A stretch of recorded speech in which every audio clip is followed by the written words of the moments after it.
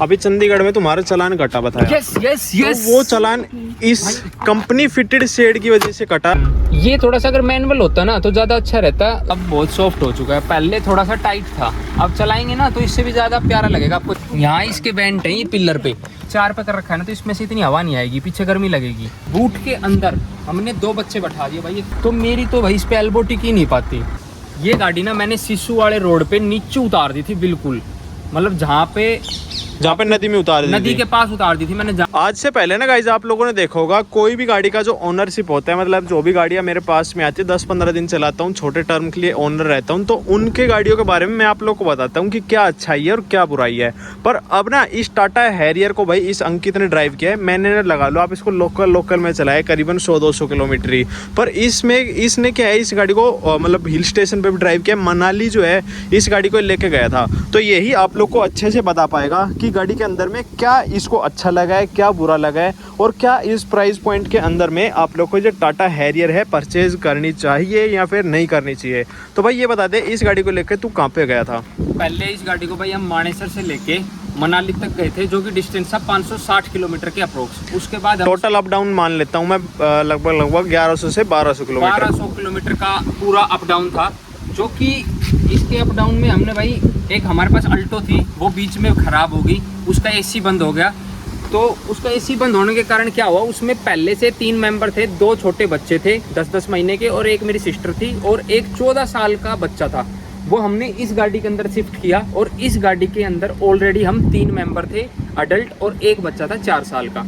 तो सारे हमने इसमें फिक्स किस तरीके से किए कि जो इसका बूट का सामान था वो सारा हमने अल्टो में रख दिया, और बूट के अंदर हमने 2 बच्चे बैठा दिए भाई, एक 14 साल का, एक 14 साल का, और एक बैठा दिया 4 साल का। बूट जो है ना इसका भाई बहुत ही लाजवाब है, अच्छा खासा बूट स्पेस था। यहाँ पे बिस्कुट वगैरह खिला रखे हैं, बिस्कुट वगैरह खाते गए थे बच्चे छोटे। तो अब पीछे की तरफ क्या था भाई, गर्मी तो उनको लग रही थी, बट कुछ हम कर भी नहीं सकते थे। अगर इस गाड़ी के अंदर बीच में अगर तरीके से वेंट होते ना, तो हाँ गर्मी नहीं लगती। वेंट तो है गाड़ी के अंदर, बीच में वेंट है। जो वेंट है ना, वेंट की प्रॉब्लम क्या है, ये वेंट है इसके पिलर्स पे, यहाँ इसके वेंट है ये पिलर पे। जो इसके हवा है ना वो यहाँ से कंट्रोल नहीं होती। अगर वहां से मैं पूरी 7 पे हवा कर दूंगा ना, तभी यहाँ पे तेज हवा आती है। अदरवाइज यहाँ पे अगर 4 पे कर रखा है ना, तो इसमें से इतनी हवा नहीं आएगी, पीछे गर्मी लगेगी। मतलब पीछे कोयल होनी में भी गर्मी लगेगी, सेकंड में भी गर्मी लगेगी। तो हमने क्या कर रखा था, पूरा 7 पे करके, और वो वेंट आगे वाले सीधे कर दिए। फिर मतलब पीछे हवा आ रही थी। अगर मान ले पीछे गाड़ी के अंदर में कोयल होता तो और मतलब पीछे हवा पूरी रहती। हाँ पूरी रहती। तो ये जैसे मैंने पूरे 7 पे करके पीछे कर रखा था पूरा खोल के, और ये थोड़ा सा मैंने अपनी तरफ कर रखा था। अब कई बार मेरे को भी गर्मी लग रही थी भाई, तो ये चीज़ बड़ी दिक्कत कर रही थी। कई बार मैं बीच में अपनी तरफ कर रहा था, कभी उधर कर रहा था, तो ये मैं एडजस्ट करते गया पूरे रास्ते। ये सबसे बुरी चीज़ है। और अच्छी चीज़ क्या है भाई, अच्छी चीज इसका बूट हो गया, बुरी चीज इसका सेकंड रो में एसी हो गया। पर जैसे देखा गया कि सफारी के अंदर में 3rd रो में सेपरेट कोयल दे रखे, तो वैसे इस गाड़ी के अंदर में 2nd रो में होती तो बहुत बढ़िया होता। पर सफारी की 2nd रो में भी सेपरेट कोयल नहीं आती। तो वहाँ पे मतलब ये है कि 2nd रो में होनी चाहिए वहाँ पे भी।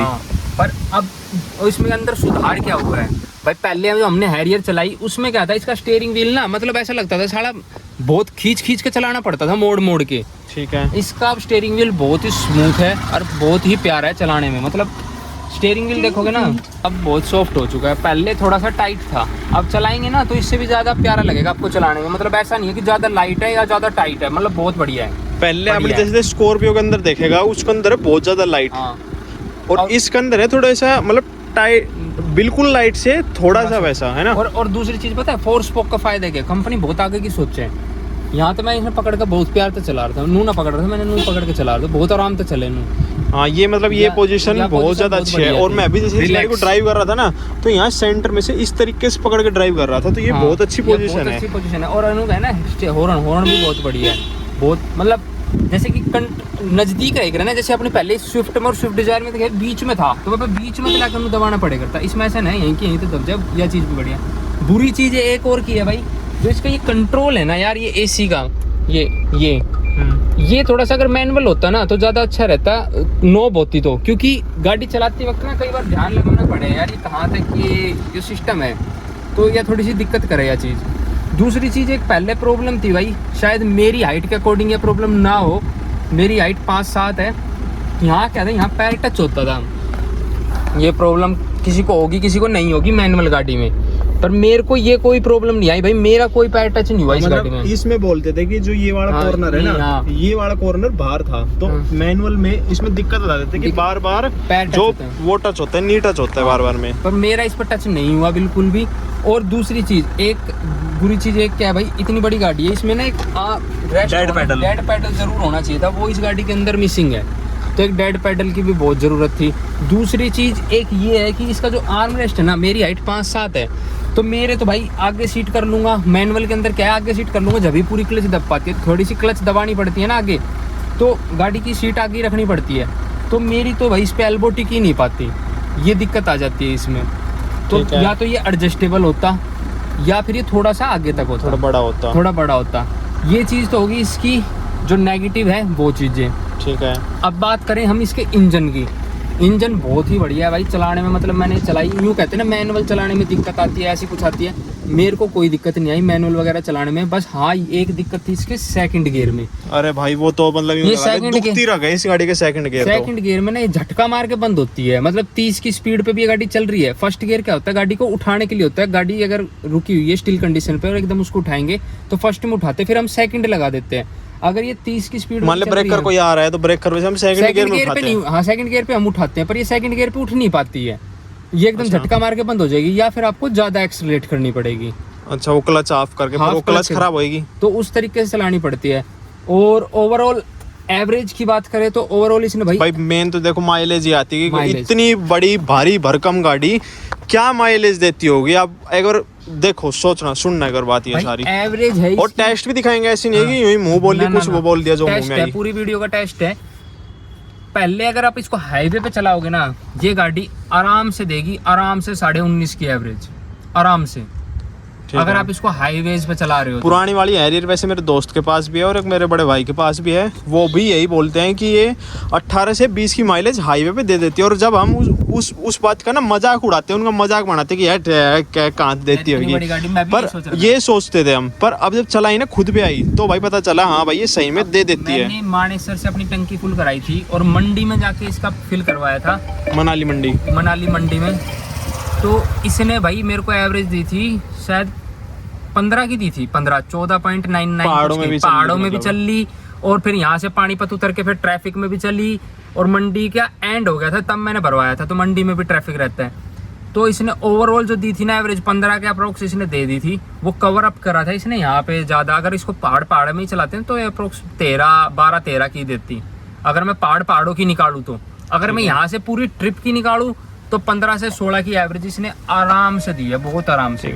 सेकंड गियर में दिक्कत बता दी कि झटके मार के बंद हो जाती है, तो ये दिक्कत इसके 3rd, 4th, 5th, 6th किसी भी गियर में लगती है कि भाई कोई ग्लिच हो किसी तरीका कैसा भी? कोई ग्लिच नहीं है, स्मूथ बहुत, शिफ्टिंग बहुत। अच्छा एक और चीज बता कि 100 की स्पीड में गाड़ी चल जाती है तो आरपीएम कितनी रहती है गाड़ी की? 2000 से नीचे, 2000 से ऊपर? 2000 से नीचे, तो मतलब स्मूथ चलती है बिल्कुल। और एक इसकी बहुत प्यारी चीज दिखाऊं भाई, मतलब जो इसका इंस्ट्रूमेंट क्लस्टर है ना, मैं फैन हो गया इस चीज का। तो अभी देखना है इसका इंस्ट्रूमेंट क्लस्टर दिखाता हूँ, आप लोगों ने शायद नोट किया हो, जिसके पास होगा ना उसने नोट किया होगा, और जिसके पास नहीं है उसको बताता हूँ। ये देखो यहाँ पे आपको कोई भी स्पीड नहीं दिखेगी, पर जैसे जैसे मैं 10 की चलाऊंगा तो 10 आ जाएगी, 20 भी यहाँ आ जाएगा, 3 पे चलाऊंगा 30 आ जाएगा, 40 आगे का आ जाएगा। जैसे अब ये देखो ये 1000 है ना, यहाँ पे मैं 3000, कुछ भी नहीं दिख रहा आपको आरपीएम।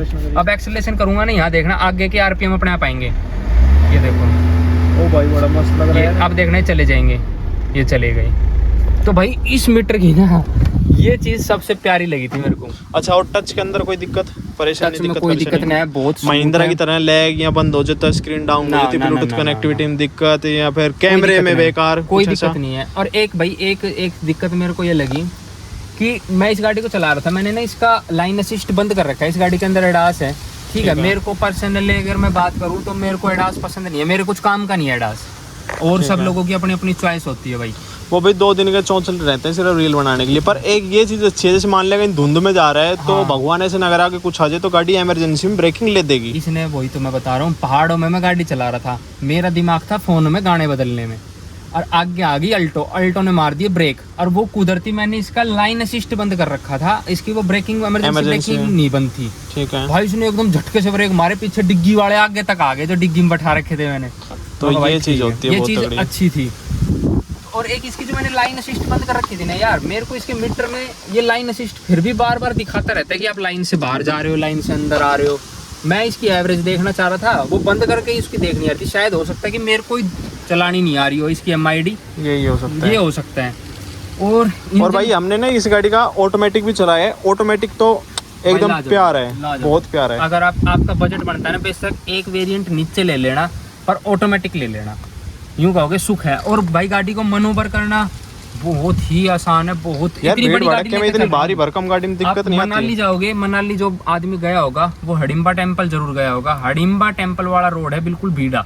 और मैं अब जून में गया था, जिस टाइम पे बिल्कुल बच्चों की छुट्टी चल रही है, तो पूरा रश इतने mm में से निकाली है मैंने गाड़ी, बिल्कुल इतने टच में से। मतलब ये गाड़ी इतनी प्यार से निकल जाती है, आपको मनोवर करने में कोई दिक्कत नहीं आएगी। ऊपर से 360 डिग्री कैमरे का फायदा ये है, आगे से कोई भी गाड़ी दिख जाती है ना, तो ये बेचारा चल जाता है, तो यूं पता चल जाता है कि इतना सा स्पेस बचा है। तो यूं नहीं है कि आप बहुत बड़ी गाड़ी है कि लेडीज नहीं चला सकती, बल्कि मेरी वाइफ ने भी भाई ये गाड़ी चलाई थी तो आसानी से चला पा रही थी, बिल्कुल कोई दिक्कत नहीं आ रही थी उसको चलाने। एक और चीज बता, अभी चंडीगढ़ में तुम्हारा चालान कटा बताया। यस तो वो चालान इस कंपनी फिटेड शेड की वजह से कटा या फिर आफ्टर मार्केट शेड लगा रखी थी उस वजह से कटा? भाई यह चीज तो मैंने खुद भी अपनी ये चीज तो मैंने अपनी खुद की वीडियो में भी बनाई है, रील बनाई है प्रॉपर, कि भाई कंपनी अगर ये चीज दे रही है या तो देनी नहीं चाहिए, या तो फिर कंपनी इलीगल काम कर रही है। ठीक है, या तो कंपनी गलत है, ठीक है, या फिर हमारी पंजाब पुलिस गलत है। अब आप लोग कमेंट करके बता देना भाई, ये जो कंपनी दे रही है कंपनी गलत है या पंजाब पुलिस गलत है। हमें गाड़ी में भाई चंडीगढ़ रुकवा लिया, और वो तो ठीक है भाई, अपना थोड़ा सा भाई अगर कंपनी दे रही है तो ये कह के दे कि चंडीगढ़ में नहीं लगेगी, जयपुर में नहीं लगेगी, वहाँ नहीं लगेगी। हाँ। अगर या तो फिर हटा के फेंक ही दो इसको। हाँ। या फिर ये सीन होना चाहिए, का फिर पैसा कंपनी, और या फिर पुलिस वाले सिर्फ और सिर्फ ठगी करने के लिए हमें वो कर रहे हैं। अब इस चीज का मैं बताता हूँ भाई, देखो मैं किसी पुलिस वाले को टैकल नहीं कर रहा हूँ कि एक पुलिस ये बाहर स्टेट की करती है। ना बाहर स्टेट की प्रॉब्लम है, मैं बताऊँ। अब क्या थी भाई, मेरे जो जीजा जी है वो पुलिस में है, ठीक है। हम पिछली बार अमृतसर गए थे अपनी गाड़ी लेके स्कॉर्पियन, उसमें हमने शेड लगा रखी थी, उसका हमारा चालान बनाया उन्होंने 500 रुपए का। तो घूसखोरी, हाँ क्लियर बताता हूँ, घूसखोरी दी थी हमने भाई। 1000 का काट रहे, 500 बच रहे हैं, हमने दे दिए। दूसरी चीज़ ये क्या थी, इस गाड़ी पे ये शेड लगा रखी थी जो कि कंपनी ने दे रखी है। अब मैं गया, उनने मेरे को रुकवा लिया। अब मेरे जीजा जी भाई पुलिस में थे, वहाँ गए तो उन्होंने भाई ये कही कि मेरे से जीजा जी ने सीधी पूछी, तूने शेड काली फिल्म चढ़ा रखी है? मेरे को नहीं, फिल्म नहीं है पूरी गाड़ी पे कहीं भी। ये बोले ये लगा रखी है, मैंने हाँ। तो भाई ये गए, हमने बताई कि भाई ये लगा रखी है। उन्होंने फिर भी बहुत घनी बहस करी, मतलब जितनी बहस करते हैं ना वो करी, पर फिर भी एट लास्ट आप लोगों को भी पता है कि भाई थोड़ा सा रेफरेंस से छूट जाते हैं। फिर भी हमने भाई इसके दिए थे पैसे, ठीक है भाई। ये चीज़ यहाँ तो हटा दो या फिर कंपनी लिख के दे दो।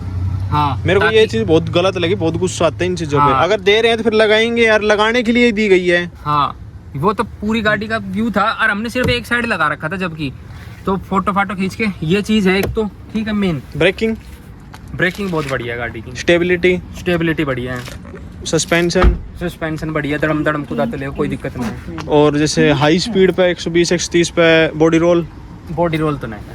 और यूं झोले किस तरह का कुछ भी किसी तरीका की नहीं, मतलब स्कॉर्पियन में भी है, इसमें नहीं। अच्छा, और लाइटिंग लाइट अच्छी नहीं, नेक्सॉन की अच्छी है, इसकी लाइट को थोड़ा अच्छा नहीं यार। पता नहीं टाटा के अंदर में जब से ये वाली लाइट आई है ना, पंच के अंदर में भी अच्छी नहीं आ रही है, हैरियर के अंदर में भी अच्छी नहीं आ रही है, थ्रो अच्छा नहीं आ रहा है, थ्रो ज्यादा अच्छा नहीं आ रहा है इनका। ये थोड़ा सा इम्प्रूव हो सकता था।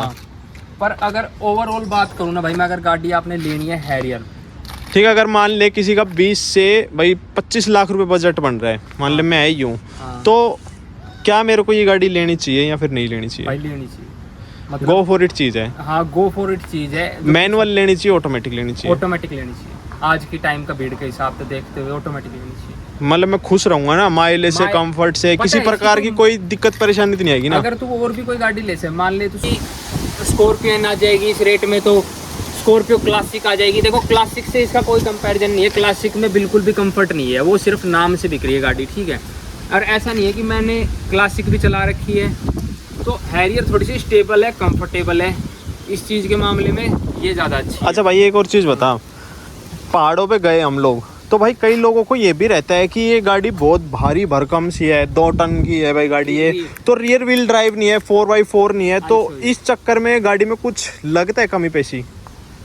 एक वीडियो देखना भाई, आप ये वीडियो साथ साथ देख रहे होगे।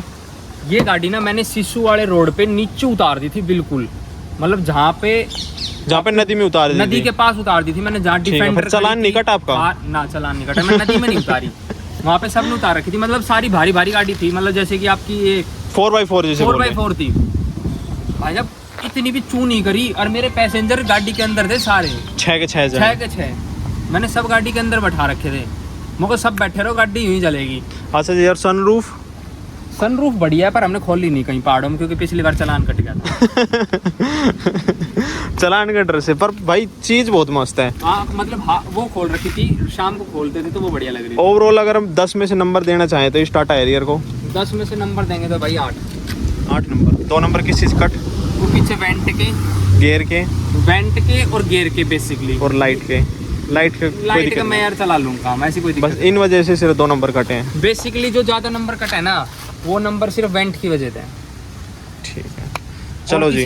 किसी ने भाई अगर 7 सीटर लेनी है ना, तो मैं प्रेफर करूँगी सफारी ले लो, कंफर्टेबल है गाड़ी भाई हाँ, और इसके अंदर नहीं वो फीचर मिलता है, वो पैर से स्वाइप करके खोलने का टेलगेट को। भाई इस गाड़ी की जो ये लुक है ना, डार्क कलर के अंदर में भी और इस कलर के अंदर में भी बहुत ज़्यादा ज़बरदस्त मिलती है। यार कैसे खुलता है ये? हमने तो खोला नहीं, ऐसे करके खुल जाता है स्वाइप इससे करके। बढ़िया, इससे आसान तरीका चाबी से खोल दो। चलो गाइस, जय श्री राम, जय बजरंगबली।